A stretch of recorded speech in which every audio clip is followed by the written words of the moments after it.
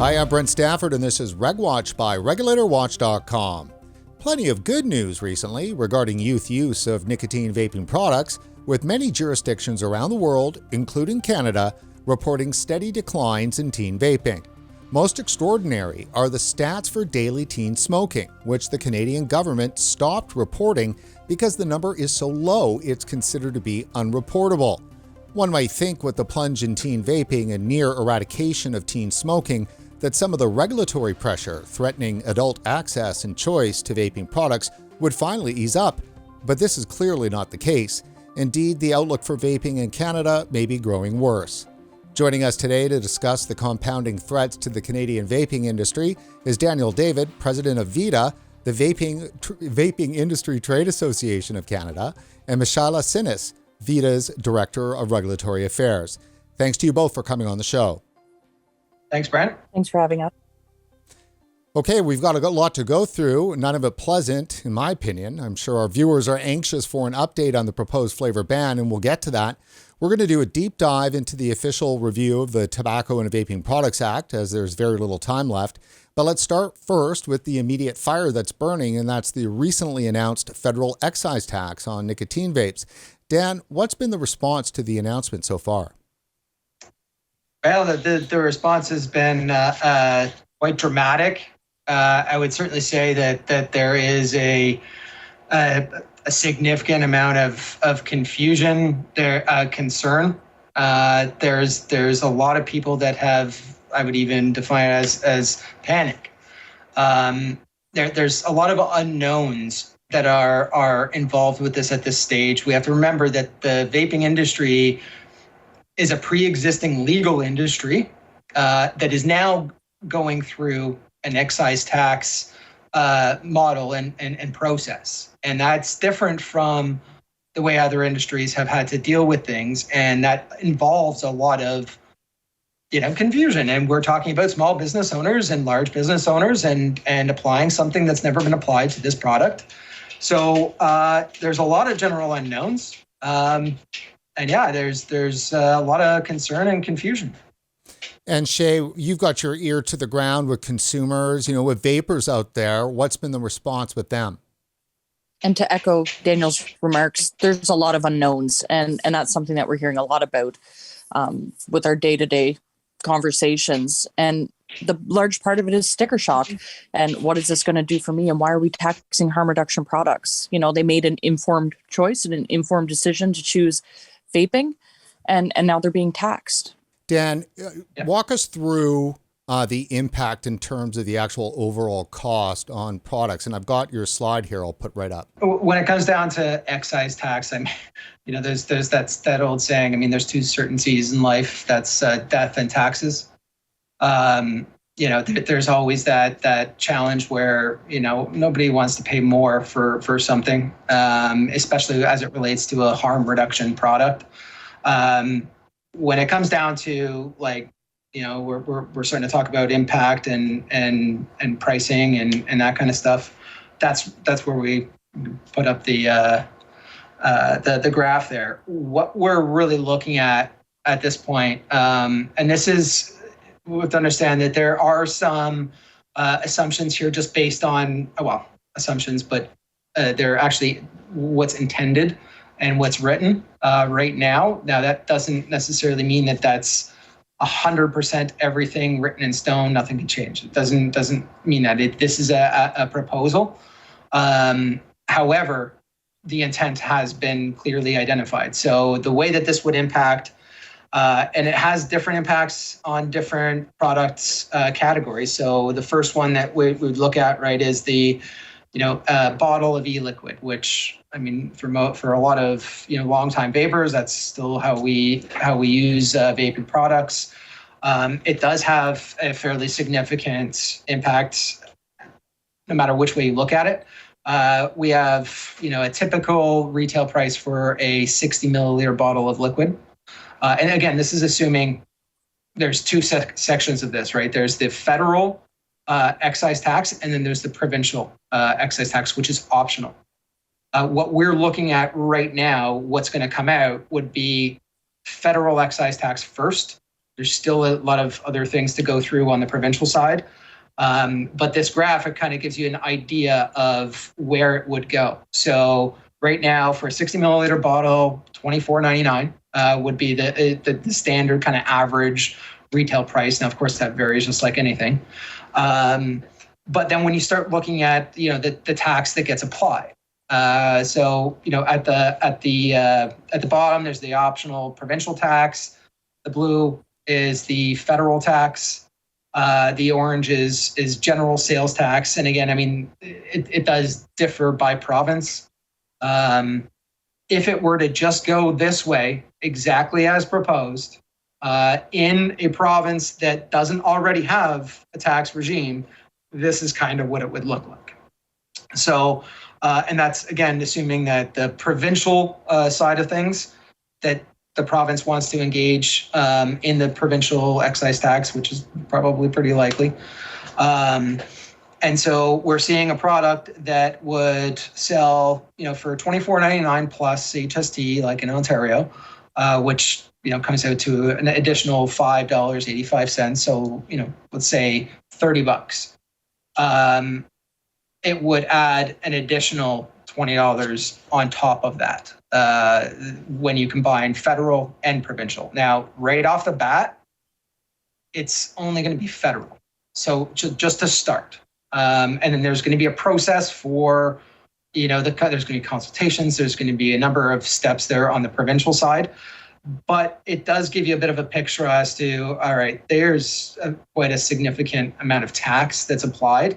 And the same thing kind of goes for disposables, smaller products and pods. But you kind of notice that there's a bit of a difference here. So the biggest difference really kind of applies to disposables and pods.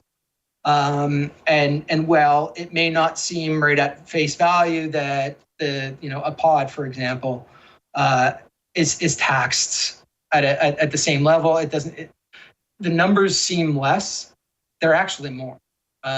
So when it comes down to pod systems, those pods, and applying the tax to that, as opposed to e-liquid in a bottle, which is essentially kind of buying at bulk, right? So that there's that bulk discount and the different distribution points. But either way, I mean, it's still something that's concerning, and the impact here, we're also looking at, the timelines have an impact. The amounts that the provinces come in at, how they interact with existing provincial tax regimes, because we have provinces, Ontario, Quebec, two good examples, that we don't have a pre-existing provincial tax regime, but there are other provinces that do. So based on this, it appears that if the province, clombs on with their tax, it's a double tax. It's almost 100% tax.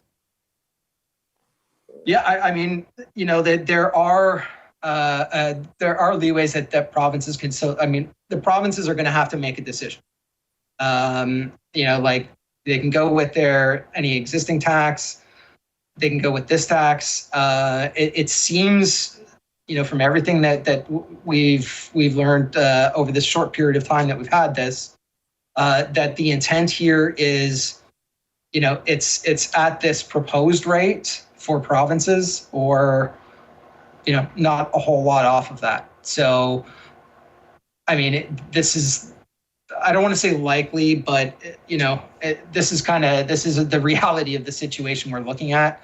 It is a pretty substantial, I mean, if you're going from, something that costs $30 right now to $50 at a time when, we also have, inflationary pressures. We've got, the cost of goods and living increasing faster than, wages can go up. It does have an impact.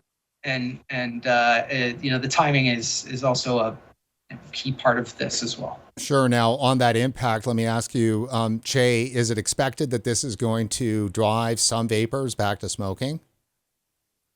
I'm sure it will, to some effect. Sticker shock is real.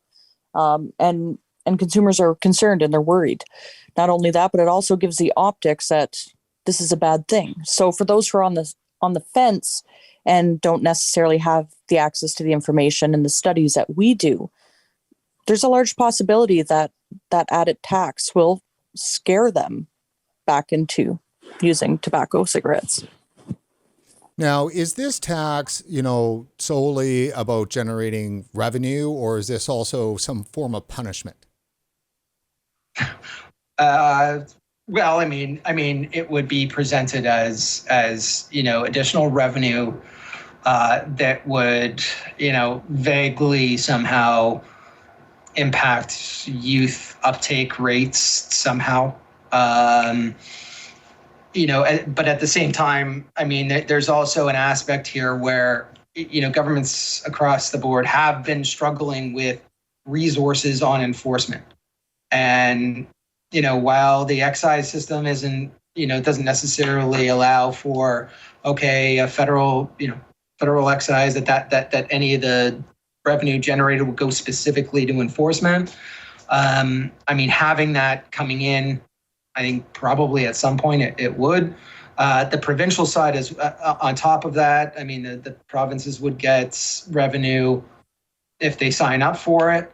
There are other aspects, and don't get me wrong. I mean, it's not something that we would ever ask to have a tax, applied. But there's also another aspect that's actually important on both sides of this, which is illicit market products. One of the things that a stamp does is, if you either have a stamp or you don't. It's not a matter of then looking at the label and trying to figure out whether it's compliant or meets certain standards. If you've got a tax stamp on there that has an impact. But again, I mean, when it comes down to where the money goes, and I mean, we would all hope that it would go more towards enforcement and the objective, but at the same time, it's hard to say either way. I wouldn't want to go down the route of saying that it's punishment, even though I definitely understand it feels that way. Yeah. So look, I've got just, two more questions on the excise tax. And I think it's really important, obviously, that we move to the TVPA review because there's an immediate deadline. There is some urgency around that. Let me ask you, when it comes to the tax, I know it's just a proposed tax. How likely is it to go through? Is there anything that can be done to stop it? And have you had meetings with finance yet and any of the other departments of government with regard to the implementation of the tax? Well, so yes, I mean, we've had a number of meetings. What we're doing right now is, again, as I kind of mentioned before, is really engaging with the, government bureaucracy, the various institutions and policymakers to understand, their expectations, what their timelines are looking like, how that kind of plays out from an implementation standpoint. What is proposed right now on the timing is that it would come into effect. So the first step here would be the legislation has to receive royal assent. So it's actually a lot of the legislation. The details of this are highlighted throughout the budget proposal and the supplementary documentation. And that kind of, is really what would be proposed, and then it would go through this process. Now, our understanding is that the intent here is to have that process and then we get royal assent and everything like that by this session. Now, this session is what that means is it's scheduled to end June 23rd, which means that we would have to go through all of these processes. And again, on the federal side only, this only applies to the federal aspect of this. At that stage, then we would have the ability as an industry to start seeking applying for licensing. So, you need to be licensed in order to do this. You need to have security on the stamps. So you need to include that with your licensing package. Then there's a period of time, obviously, that companies are going to need to figure out, okay, how do we implement this into our production process? How does it impact on current labels? Do we need people applying these manually? Do we have equipment to apply them?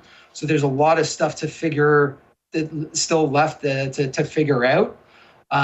And one of the challenges here is that, you know, we always have this concern about the illicit market, and it's a very real and genuine concern, because we've seen this, if something goes through too fast, that the industry doesn't have the time to really go through it, and there's a lot of inventory on the Canadian market. You know, we've got over a million, 1.1 to 1.4 million vapors, and over 1,000 vape shops and convenience stores. There's a lot of inventory there. The time that these processes take are a factor. Now, that's all to say that, you know, it is a proposal. So that means by its very nature, it's not set in stone right yet. Their intention is there for this kind of timeline to be in play, but there are, you know, influencing factors here that are important, that, you know, we can't make those arguments until we have a very solid understanding of, all right, how long is it going to take to do step 1, 2, 3, 4, 5, so on. And in order to make those arguments, we need to understand exactly what the rollout's going to look like. And this is a new thing. This is on a new industry, not an industry like, you know, when you look at cannabis, that was a new industry launching with excise tax. This is a pre-existing industry with no excise tax.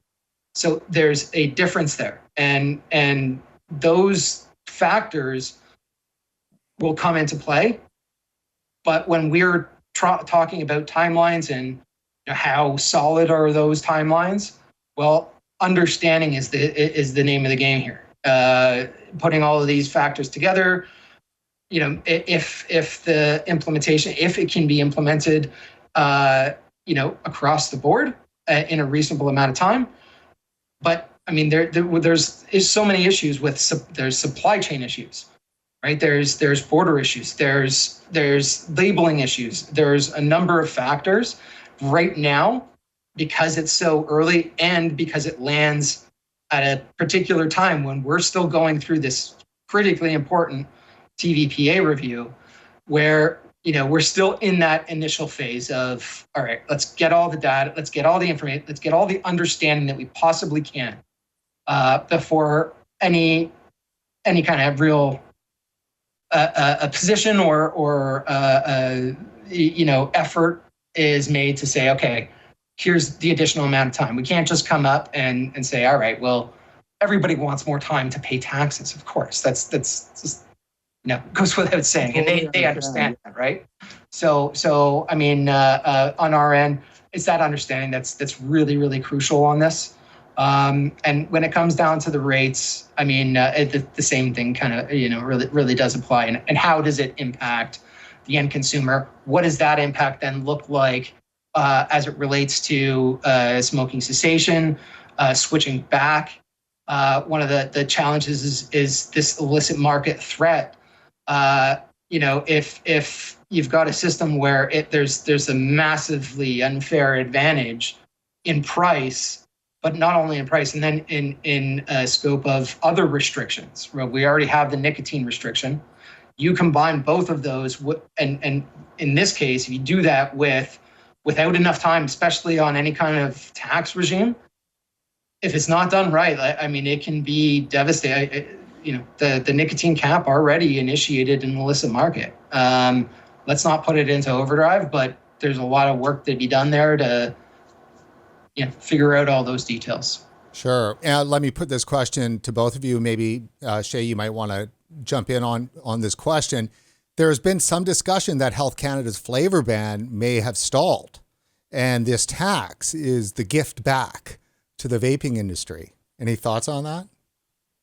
I'm not sure who's saying that this is a gift, but, you know, we're keeping in touch with everyone, and we're keeping our conversations open at this time. We're awaiting all the process, but of course, right now with the TVPA arising with the mandatory review, that could be another reason why that the flavor ban is taking longer than initially expected.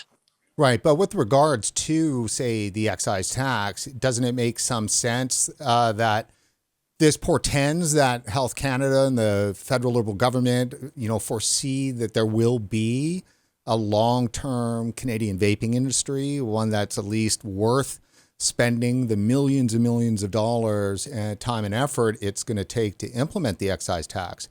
Doesn't that mean that, they're not going to want to, kill the goose that laid the golden egg? And it could, of course, but when it comes down to it, I'm not one to like coincidences within the vaping industry. But yeah, but on that point, I mean, there is definitely understanding on both ends between the different, because they are different bureaucracies. You've got Canada Revenue Agency, Canada Banknotes, CBSA, Finance. Then you've got Health Canada and the bureaucracy there. There is an understanding that, and it's one of those pieces that every time we meet, there's a connection here that we always highlight. That one will affect the other, and when you're going down this path of excise tax, especially when you're projecting revenue, which in this case, they have projected revenue. And I believe it was like $640 million over 5 years or something in and around that. You can't project revenue on something that is going to fundamentally change in the near future. That's not to say that that's, by any means off the table, that it's still not a path that's being considered. But part of the work that the trade that we do, and our counterparts at the CBA do as well, is ensuring that policymakers understand those connections. That, all right, one does affect the other. If you're going to anticipate, a steady revenue source, and governments love steady revenue sources. I mean, that's taxation. Then, I mean, implementing something that fundamentally changes the entire nature of the industry probably isn't going to work out so well for the other bureaucracies that are involved. So there's a lot of that kind of intertwined engagement that does happen, but it still doesn't mean to say that one is off the table. So basically, in short, we're cautiously optimistic. Cautiously optimistic. Well, certainly if they're forecasting $600 million in revenue, they're not going to earn that all on, a few tobacco flavored products. They're certainly looking at the industry as it is today. So hopefully that does mean that there might still be some access and choice to nicotine vaping products in Canada, which is the big deal. Let's turn to the TVPA. Shay, what is this review that's going on? Give us the top line. So the top line, basically it's giving the industry, its consumers, and of course other stakeholders, the ability to not only go over the portions of the act, but also critique the work that the government has done to pull together the TVPA. So it's almost like a job review of Health Canada. Partially, yeah. It's basically a performance review. It's a performance review. So essentially, what these legislative reviews are, and they can differ from industry. I mean, a lot of the times when things are working, fine and everybody's happy, it's a rubber stamp. It's a check in a checkbox. In this occasion, clearly industry and consumers have engaged policymakers. There have been, protests, there have been events, there's been a lot of outreach, there's been a lot of engagement. And that has had certainly an impact on policymakers in their understanding of, okay, maybe there's something here. So when we're talking about a performance review, I use it loosely, But at the end of the day, the Senate for the Tobacco and Vaping Products Act, which came out as Bill S5, it was drafted initially by the Senate. They put it together. It went from the Senate to committee and then over to the House. They debated it. It got approved and it went through, which essentially is saying that, okay, the government has created the framework for this act to accomplish its goals. Now, in the review, only part of its goals are articulated or highlighted. However, the act itself was a mechanism that then provided authority to Health Canada to regulate and to create regulations under it in order to accomplish the goals of the act. Now, the responsible authority then is Health Canada, but they're also connected to, at the policy level, Ministers of Health. So that direction also has an impact on it. But what we're looking at here is really a legislative review that is going into quite a bit of depth. We have quite a substantial package that was produced for this. The whole discussion paper. There was a lot of time and effort that were put into it. I can assure you that, if there was no pushback on this, the level of effort wouldn't have been done. There's recognition that, okay, so there's some challenges. There's also this pending, flavor restriction. This proposed flavor restriction that came out, some time ago, just on potentially restricting flavors, and that coincides with this review. Shay, I'm showing some of the shots here from the TVPA discussion paper. What have your thoughts been, and what's been bugging you about this discussion paper? I think the biggest thing for me is the disconnect between the context and the questions. For me, a lot of the context is really in depth. They're explaining, they're making note that, again, just like you announced at the beginning, vaping rates are going down, yet they're using older data when we know that there's newer data out there that would better support the product. So there's a big contention there for me. And the fact that they're not asking for science that opposes the current regulations. And you'll see that throughout each question in each section.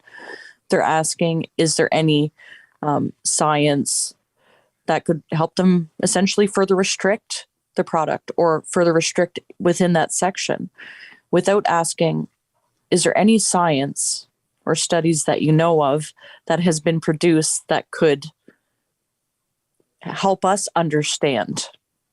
That there's a large missing piece that I see within there. And what we've kind of seen here is it in a way, it seems like the context, the text that they have context prior to getting into the questions, it almost seems like they were the context was written by like one group of people or a team of people, and the questions were written by another team.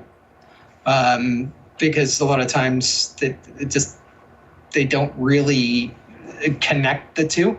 The federal government, Health Canada, is going out and asking the public for feedback when it comes to these questions that they've got on this discussion paper.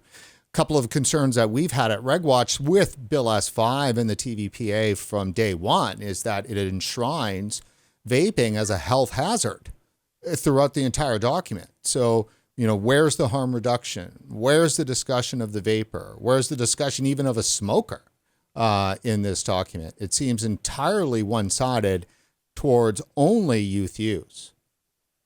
Mm-hmm. No, and I agree. And that's an excellent question to be raised by those who are, when they're preparing their submission. Unfortunately, the basis of this consultation is looking at current restrictions and furthering restrictions if needed. And I think there is a big hole there. It seems like the automatic kind of response is if current restrictions aren't working, what more restrictions can we put on it to make it?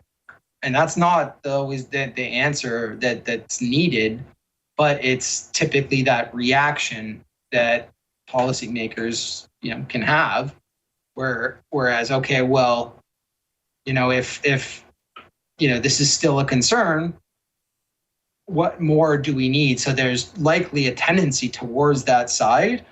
But at the same time, with this, the way that this is kind of laid out, there's no requirement to really conform to this and, the exact questions and the exact things that they've kind of laid out. The context is actually really important in that respect. It kind of lays out what they're looking at. Now, the questions, certainly are a bit leading towards that. Okay, what more restrictions? What more could we be doing in terms of restrictions that we're not doing? It's leaving unsaid the aspect of, are current restrictions ineffective for a specific reason? Is there something that is failing here that, just adding new restrictions onto isn't going to solve? And so that's kind of the in-between part that I think, is going to be important on this one, because it's not a typical Canada Gazette type of consultation. Now, does that provide some opportunity for the industry that didn't exist or does not exist when it's a regular, regulatory consultation process? Absolutely. 110%. At this point, our industry and its consumers have never been offered that platform that enables them to not only critique those who are regulating them or the products that they're using to this magnitude, but also it's giving them the platform to say how they feel, how they think, and what they know. As much as we know about using vape products, and many of us for a decade or more, and newcomers as well, we research because this is something that we're trying to make an informed choice about. At the same time, it's very new when you're looking at bureaucrats and regulatory bodies and the way that they're looking at it. They're looking at it through their scope, and they're not necessarily seeing all of the stuff that we are, because once we start vaping, we're actively seeking out proper information, and we do our best to be able to provide that information to them. But this gives the platform for industry and for consumers alike to be able to provide that information on a large scale. Now, is there not usually, say, a roadblock that Health Canada kind of puts in place there that is actually you're able to skirt around that this time? So yeah, I mean, not so much skirt around it, but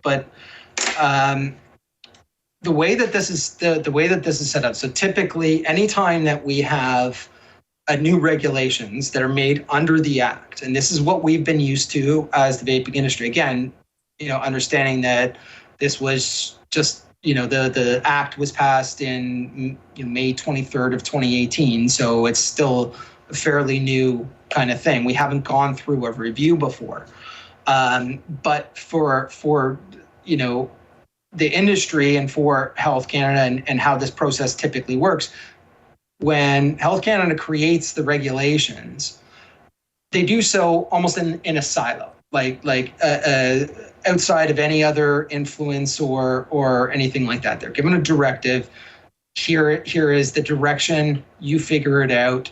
So what that means is that then Health Canada would go through and they would commission impact analysis, cost benefit analysis, the regulatory impact analysis, all of these types of things to understand the impact of what they would do. The entire process, though, begins and ends within that existing structure. So Health Canada goes from step one to the very end, and there's nothing else there. So it's done in a way in isolation. In this case, because this is not on a regulatory proposal, even though we have an outstanding regulatory proposal on flavor restrictions, which is still out there. In this case, what actually happens is once we go through the submission process, so everybody writes all their submissions, everything is sent in. From there, what happens is we get into the same kind of, and there's similar aspects. So the next step is we get into a bit of analysis, and Health Canada is in control of that. They take all of those submissions in, they review them, they determine exactly how those answers are weighed and how to collate them into a report. They also have control of generating that report. So there's an internal group that will do that. They'll put all of these things in. However, what's different in this case is that once that report is generated, it actually leaves Health Canada's kind of purview for a bit. It goes outside that. It goes to the House. So parliamentarians then have an opportunity to review this report.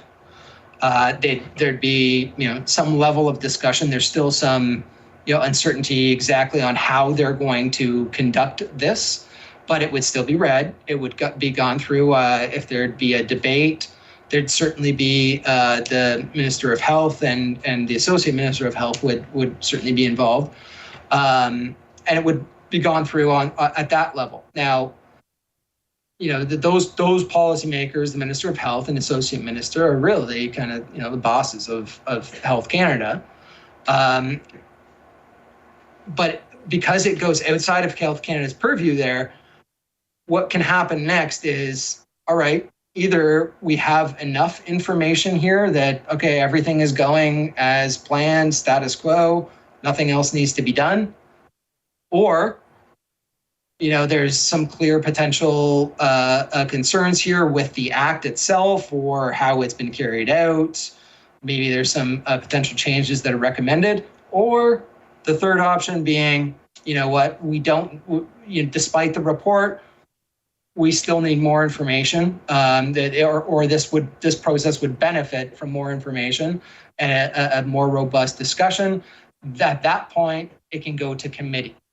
And at a committee level, then there's opportunities to bring in, subject matter experts and have outside testimony to come in and say, hey, here's what the impact has been on consumers, and raise issues that, the entire House isn't going to have time to get into the nitty-gritty details. That's why they, hand these things off to committees in the first place, because they can focus on it, they can have it by topic, and they can bring in their subject matter experts. And that's really what the industry has been kind of pushing for, is that this really deserves, especially with that outstanding issue on flavors and this review happening at the same time. On top of that, we've got excise.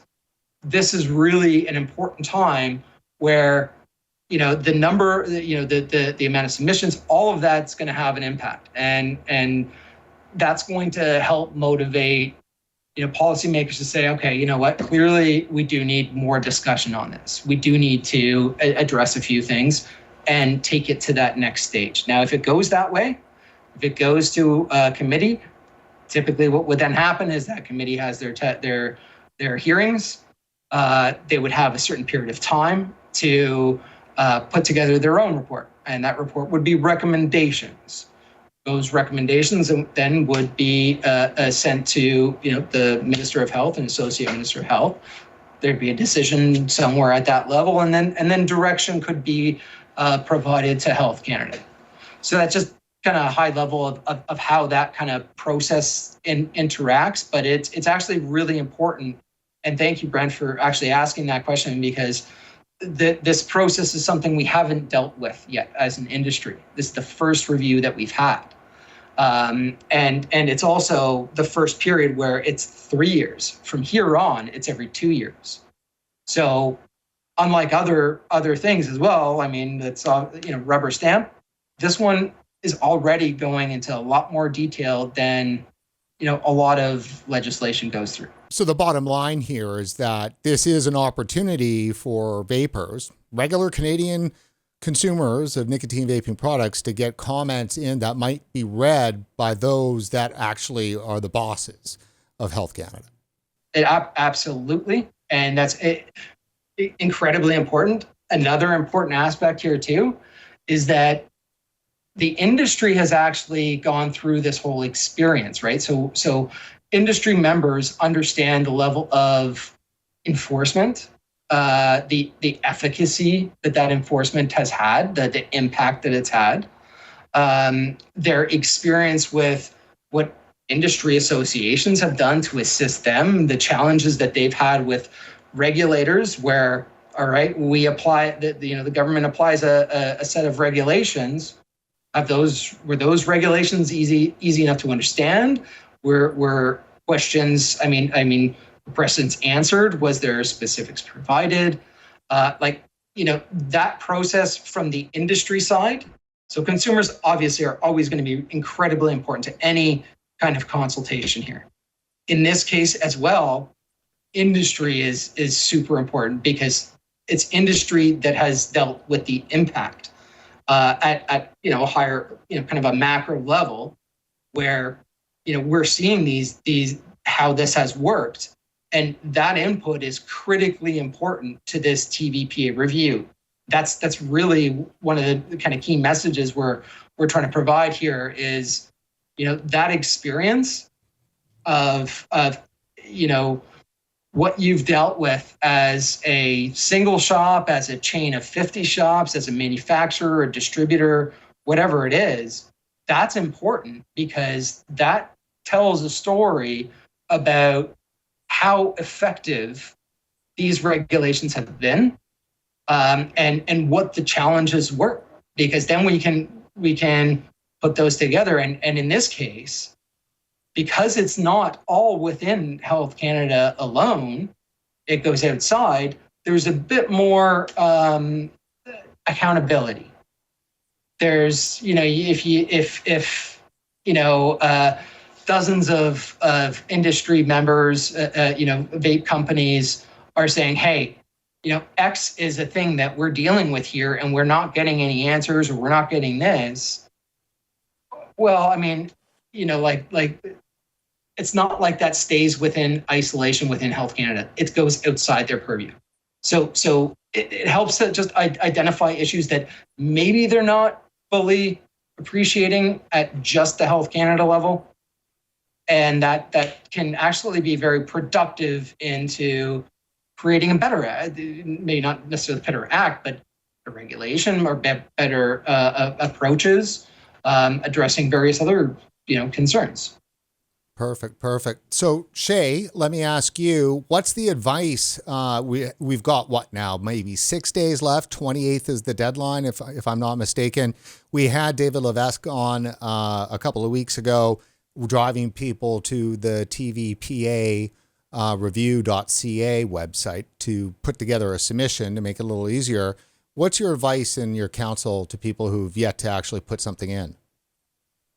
This is the number one thing that vapers and the industry alike need to be focused on before anything else right now. Like I said previously, we have never been given this platform that enables them to critique and provide that information to the people who are making the regulations on a product that they're choosing to use. They need to step up. They need to get on writing their submission, ask for help. The industry is a very supportive place full of people that are willing to help. So you don't need a scholar to be able to write your submission. And I know that there's a lot of apprehension on ensuring that it's written properly. It's very straightforward. It's easy to do. And it's so important right now. We're at a crucial time. We've been under barrage of constant, regulatory changes for the last several years. And I know that everybody is tired. It's been a hard fight up until this point. So, for me, it's just, we all support one another. This is for the category. It's for harm reduction. We need to come together once again and stand side by side and make sure that we get our submissions in so that the proper information is getting to those regulators. And do you have any specific advice in terms of how to handle some of the sections and areas of the review, the discussion paper? My largest thing is read the context. That's the main thing, because like Daniel and myself have both pointed out, and you as well, the questions don't necessarily align with the context. So read that context first, then write your response to that, whether that be your answering the actual questions or your full response. I think that once you actually read the context, it will give you a better feeling on what to write. And if I can add there, Brent, just for who does what, so there is a phenomenal tool, the TVPA reviewed.ca. That website, it provides a great resource. They've got two options where, one side is more of a custom and one side is a little bit more form.